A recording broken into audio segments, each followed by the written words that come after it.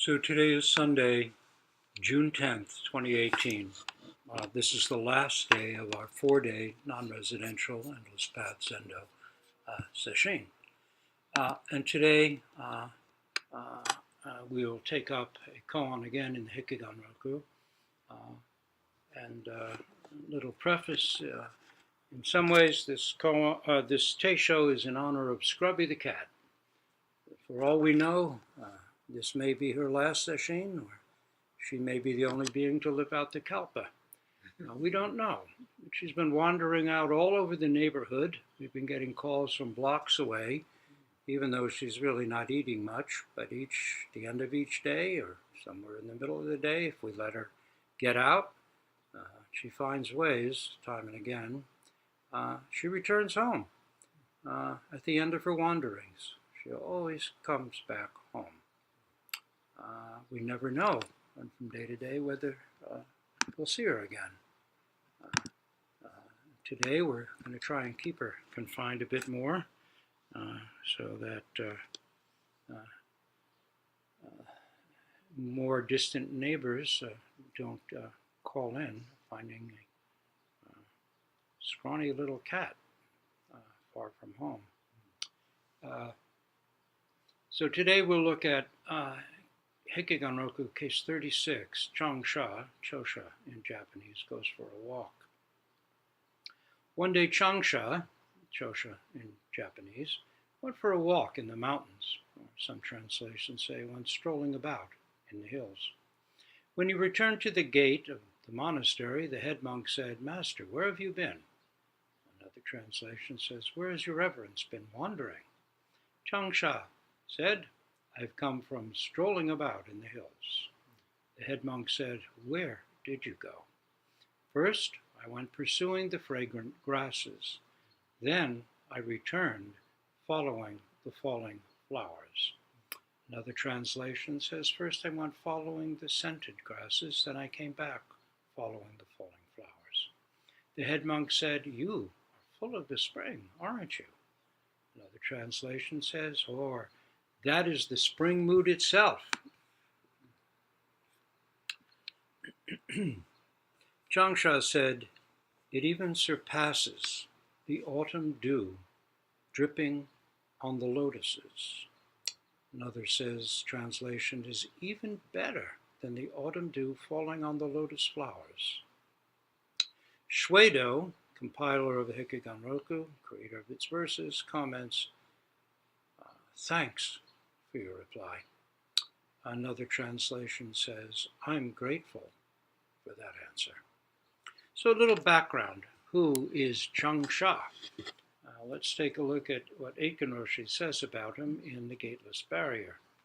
This is in his commentary on case 46 in Wumen Quan, Shishuang, step from the top of the pole. The case goes, the priest Shishuang said, "How do you step from the top of a 100-foot pole?" Another eminent master of former times said, "You who sit on the top of a 100-foot pole, although you have entered the way, it is not yet genuine. Take a step from the top of the pole, and worlds of the 10 directions are your total body." So let's take a look then what Eiken Roshi writes. This present case is an example of how koans develop.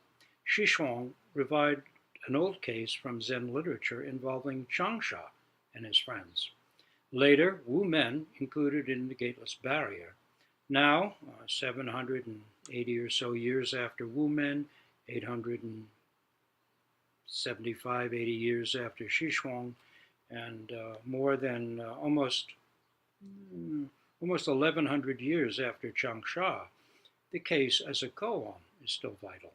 Show me how you step from the top of a 100-foot pole. No history is involved, yet history and biography are nonetheless instructive. Changsha and the monk Hui trained together under Nanchuan. In due time, these two brother monks became independent. Changsha became abbot of a large training center. Hui went to live in a hermitage in the mountains. How is brother Hui getting along these days? Changsha wondered. He sent a monk to call on him with instructions about what to say. The monk arrived and asked Hui, "What about when you had not yet met Nanchuan?" Hui sat quietly. The monk asked, "What about after you met Nanchuan?" Hui said, "Nothing special." The monk returned to Changsha and told him what had happened. Changsha said, "You who sit on the top of a 100-foot pole, although you have entered the way, it is not yet genuine. Take a step from the top of the pole, and worlds of the 10 directions are your total body." This story is given in full in the Book of Serenity, but seems that Xishuang thought this portion would be enough for the purposes of his students. Hui was in the condition of nothing special. He had entered the way. He had realized equality and emptiness, where nothing happens. There are no sages and no ordinary people. There are no animals, trees, deserts, or mountains. There is no eye, ear, nose, tongue, body, mind. Saving others is out of the question. So Changsha said, "It is not yet genuine." Shakyamuni under the Bodhi tree was not yet genuine. He was sitting there enjoying his realization. But meantime, his former disciples were feeling abandoned in the big city. He needed to step out and give them the word. Aiken Roshi continues, in cases 13 and 28, I discussed the character of Deshawn, who felt most at home in emptiness. He only popped out to give his students a swat and then hurried back. Changsha was a different breed. He had a clear view of the void, of course, but he was a man of the world and made his home there. Once he visited Yangshan, who later went on to help establish the Kueyong school, but was at that time a young monk. So Yangshan and Kueishan, Yangshan rather, Kyosan in Japanese, and Changsha were out walking. They were strolling about. This here. Excuse me 1 second. Under a full moon, Yangshan pointed to the moon. Everyone has it, but don't know how to use it. Changsha said, "How will you use it?" Yangshan said, "Why don't you show me?" Yangshan dawdled, but Changsha immediately knocked Yangshan down and trampled on him. Yangshan exclaimed, "You are like a tiger."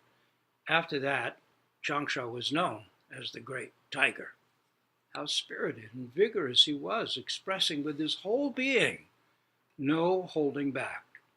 However, in today's koan, we see an older, much more mature Changsha.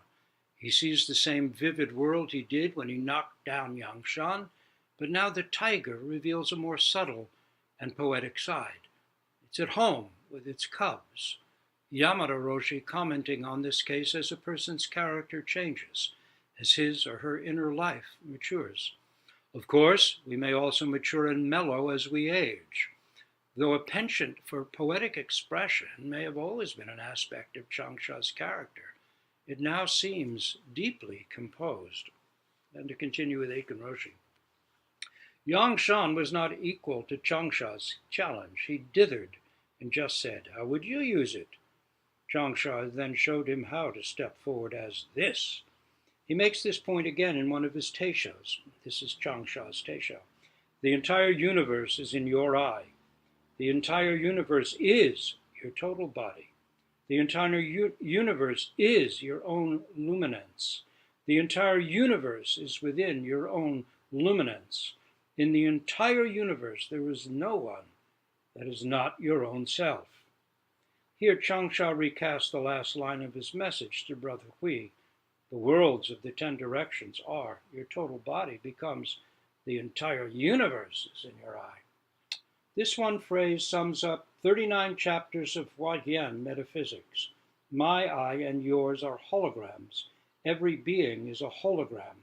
Each leaf, each bird, each flower, each child is a chalice containing all Realizing yourself as such a chalice is your luminance. Apart from this case and the verse from Changsha that Wu Men uses in case 12, I don't remember what that is. The other case involving Changsha appears in the Blue Cliff record. Now listen to this, after Mu, this is one of the most important koans. And it's this case. Changsha went on a stroll in the mountains. When he returned to the gate, the head monk asked, "Where has your reverence been wandering?" Changsha said, I've come from strolling about in the hills. The head monk said, "Where did you go?" Changsha said, "First I went following the scented grasses, then I came back following the falling flowers." The head monk said, "That is the spring mood itself." Changsha said, "It is better than the autumn dew falling on the lotus flowers." Shwedo commented, "I am grateful for that answer."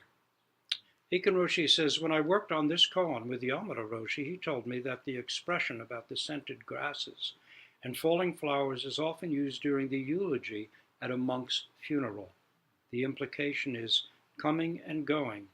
You enjoyed the scented grasses and falling flowers.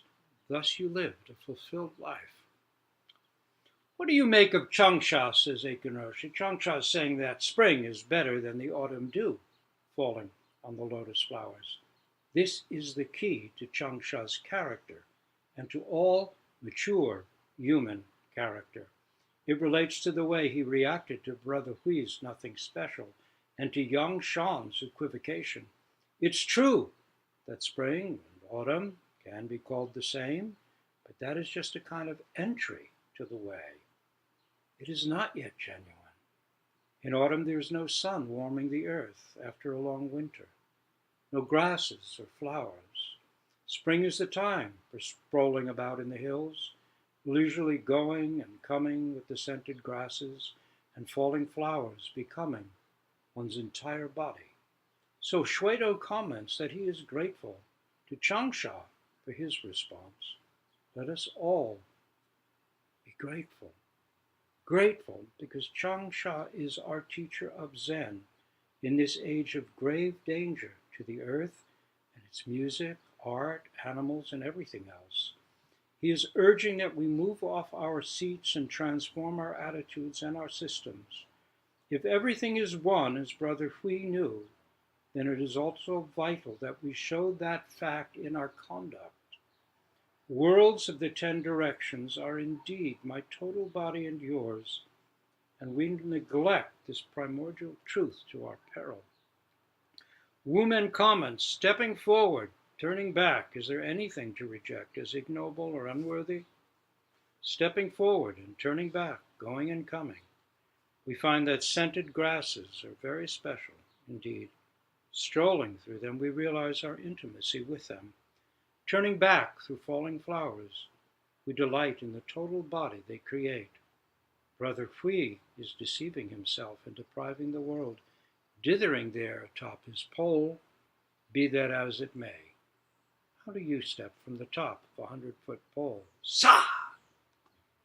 Let's see you try it. So, one day, Changsha went for a leisurely walk in the mountains or hills, then returned.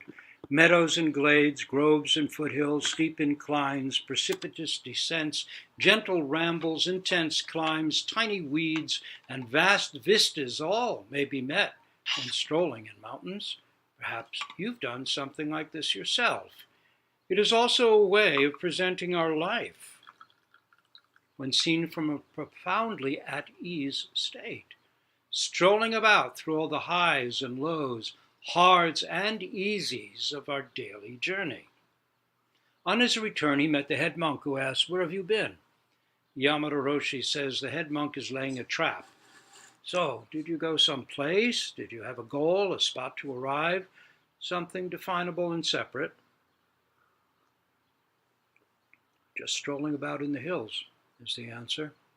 He's laying back, giving an opening. He's also stating his position clearly. No, really, where did you go? Insists the head monk. Surely you went someplace. Where was it? Just say, pin it down. Instead, Changsha takes it further. First, I went following the scented grasses, then came back following the falling flowers. How beautiful this going along, going forward, the turning back, accepting all, letting all in, just as it is, right where we are. The head monk persists. Aha, so you are quite full of the spring. Why, that's the spring mood, indeed. Enjoying yourself, then, aren't you, in the beauty of the springtime? It sounds innocent, even appreciative, but Changsha sees a challenge, and without batting an eye, uses it to present an even more complete view.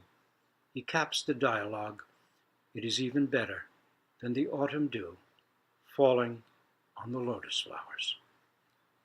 The warmth and fecundity of spring, with buds opening, warm breezes blowing, scented grasses and flowers, bugs, birds, rippling waters, and green leaves, is better than autumn, when everything drops away and all is bare. In autumn, the clear dew on the lotus leaves is cool and refreshing. There's no bustling enthusiasm, no distractions, no conceptualizations. All is clear, totally empty of thought, of all self-centeredness, a wonderful consummation, a time of harvest. And our teachers encourage us to get there, where there's not two-ness, not even one, autumn or winter are metaphors for this. Everything is gone, vast emptiness, said Bodhidharma, and nothing to be called holy. Yamada Roshi states, what could be more tranquil? Indeed, what could be better? Yunmen, when asked, how is it when the trees wither and the leaves fall, answered, body exposed in the golden breeze. Yet, in his generous reply, Changsha clarifies the core of life as practice realization. He says, okay, that's good. Now, please take a step further. This very world of differences, of comings and goings, gains and losses, ups and downs, grasses and flowers, friendships, family, work, vows, commitments, is it.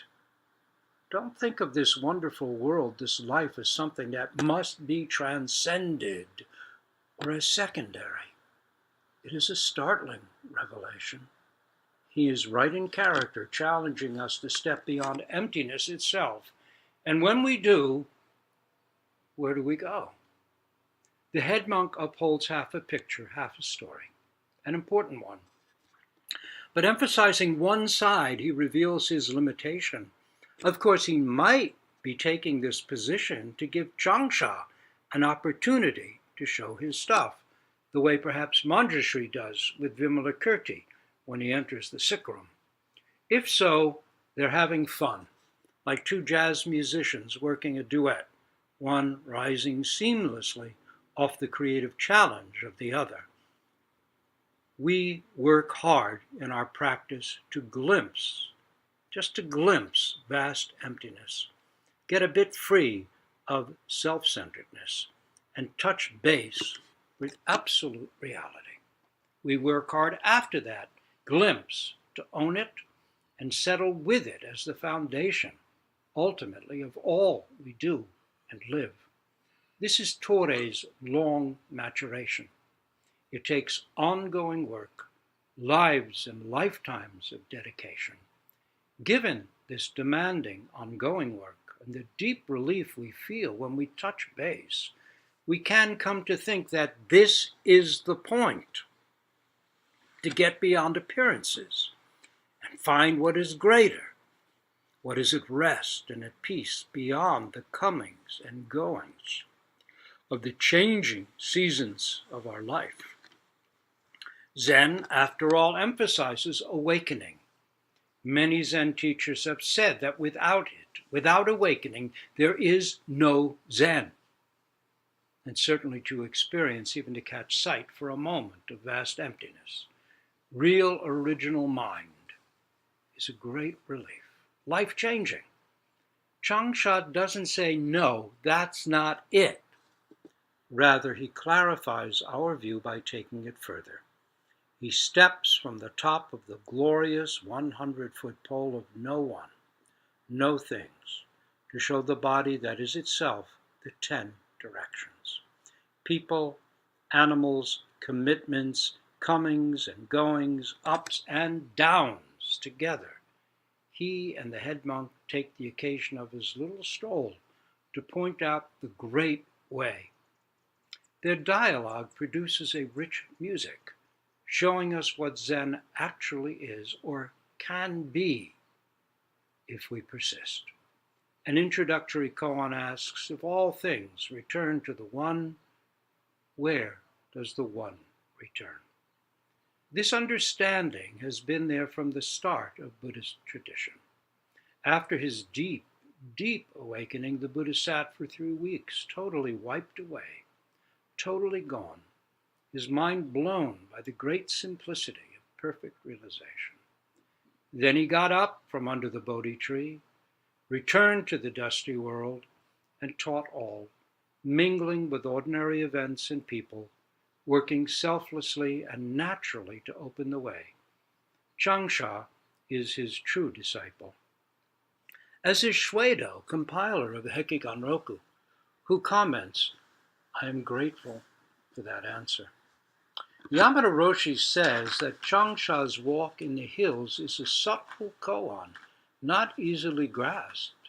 Aitken Roshi adds that it is also a most important koan. He sees it as absolutely fundamental, right up there with Mu, especially in that it opens up the reciprocity of Zen, practice realization with a well-lived life.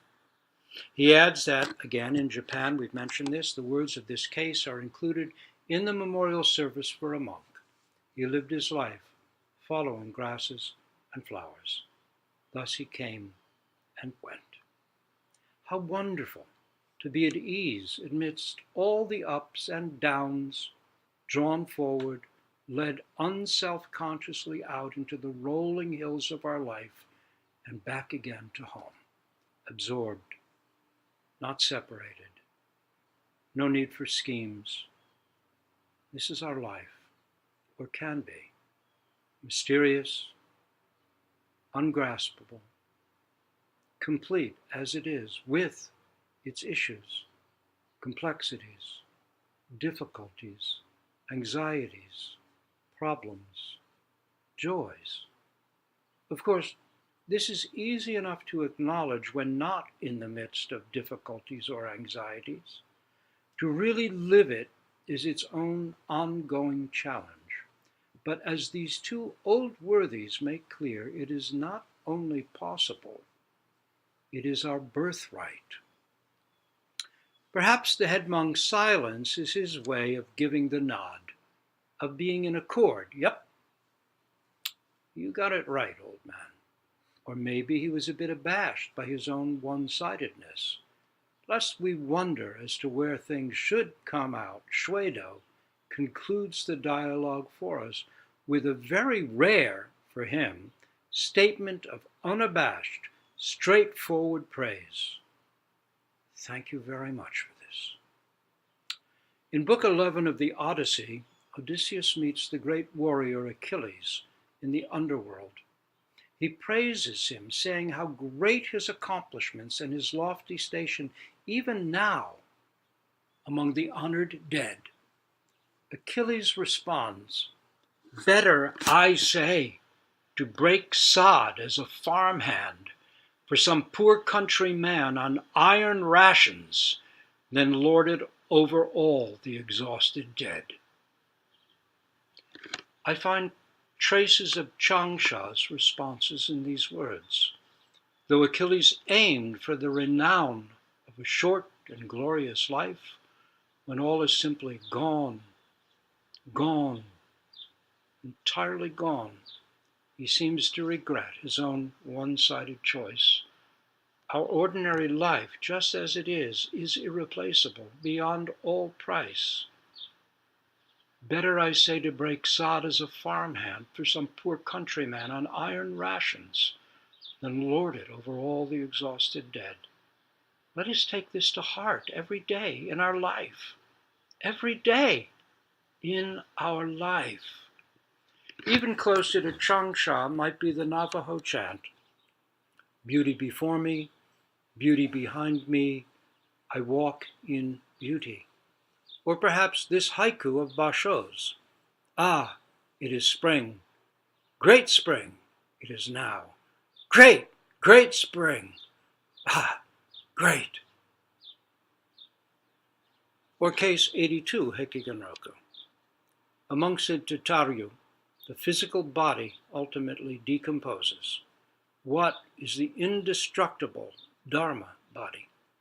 Tairu said, the mountain flowers cover the hillside like brocade. The valley streams are blue as indigo. To cap it, here is Keizan Jokin's verse in Denkoroku transmission number 6. Though we find clear waters reaching to the vast blue sky in autumn, how can it compare with a hazy moon on a spring night? Most people want to have it pure white, but sweep as you will, you cannot empty the mind. Don't be misled. This is not simply about things endlessly arising in the mind.